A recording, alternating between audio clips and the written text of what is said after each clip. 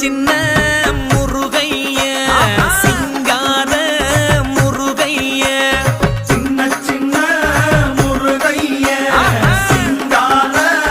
முருகைய கொஞ்சி கொஞ்சி தமிழ் பேசும் செந்தில்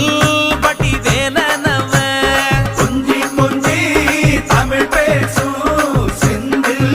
வடிவேலனவ சின்ன சின்ன முருகைய சிங்கார முருகைய கொஞ்சி கொஞ்சி